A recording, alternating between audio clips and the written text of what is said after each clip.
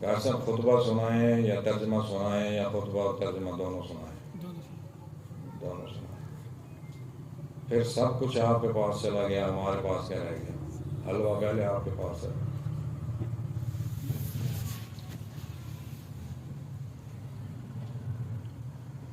حضور صلی اللہ علیہ وسلم نے فرمایا یا ایھا الناس انی لا ارانی وإیاکم نجتمع فی هذه المجلس ابدا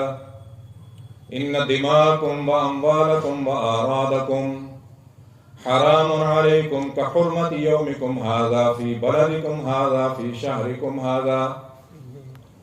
وستلقون ربکم فیسألکم عن اعمالکم الا فلا ترجعوا بعدی ضلالا یضرب بعضکم رکاب بعض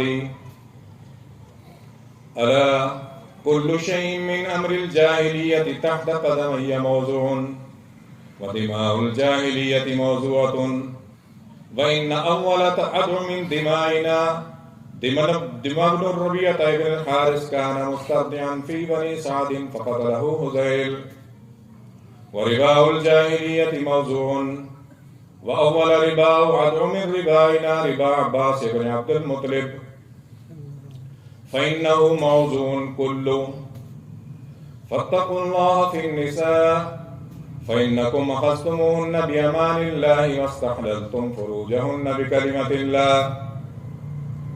ولكم عليهن ألا يوطئن فروشكم وأذى تكرهونه فإن فعلن ذلك فاضربوهن ضربا غير مضرب ولهن عليكم رزقهن وكسوتهن بالمعروف وقد تركتم فيكم ما لم تزلوا بعده إن اعتصمتم به كتاب الله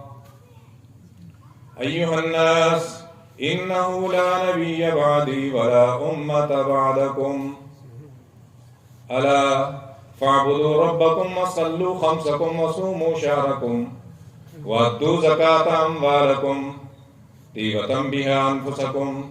وحجوا بيت ربكم وأطيعوا ولاة أمركم تدخلوا جنته وأنتم تسألون عني فماذا أنتم قائلون قالوا نشهد أنك قد بلغت وأديت ونصحت فقال بإصبع السبابة يرفعها إلى السماء وينقطها إلى الناس اللهم اشهد اللهم اشهد اللهم اشهد ألا يبلغ الشاهد الغائب فلعل بعد من يبلغني أن يكون أوآله من بعد من سمع ألا لا فضل لعربي على عجمي ولا لعجمي على عربي ولا لأحمر على أسود ولا لأسود على أحمر إلا بالتقوى ألا كلكم من بني آدم وآدمكم من تراب